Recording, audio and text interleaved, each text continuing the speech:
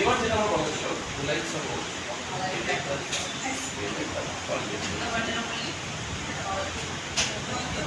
ধরো এখানটায় দুটো পেজ আছে,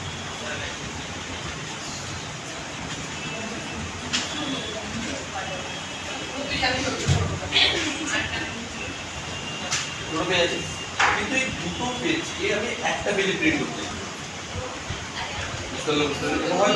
দুটো পেজ আমার আলাদা আলাদা, কিন্তু একটাই পেজে দুটো পেজ প্রিন্ট করতে চাই। না দুটো সাইডে না, এক সাইডেই দুটো পেজ আছে।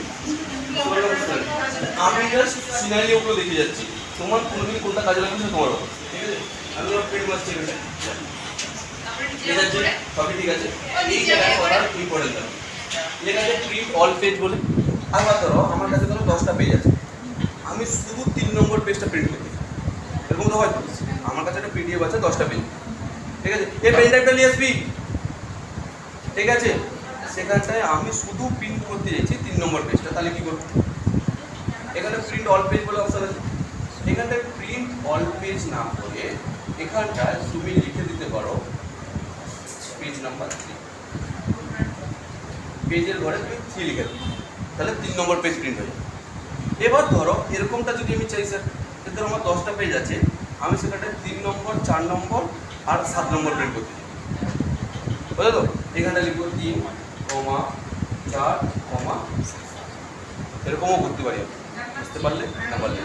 আবার ধরো তুমি ধরো এরকমটা হয়তো অনেক সময় যে আমি এদিক ওদিক প্রিন্ট করতে চাইছি, ধরো আমার কাছে একটা পিডিএফ আছে, ঠিক আছে, ধরো এটা আমার কাছে একটা পিডিএফ আছে, তো ধরো 10টা পেজের পিডিএফ আছে, তাহলে 1 নম্বর পেজটা যদি এখানটায় আসে, 2 নম্বর পেজটা কি পরের পেজে আসবে না এই পেজের এই সাইডে আসবে?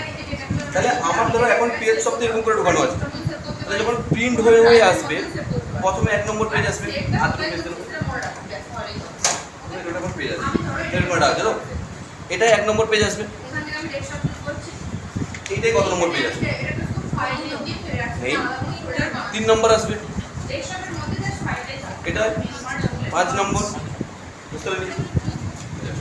আমার কাছে 10টা পেজ আছে এখানে।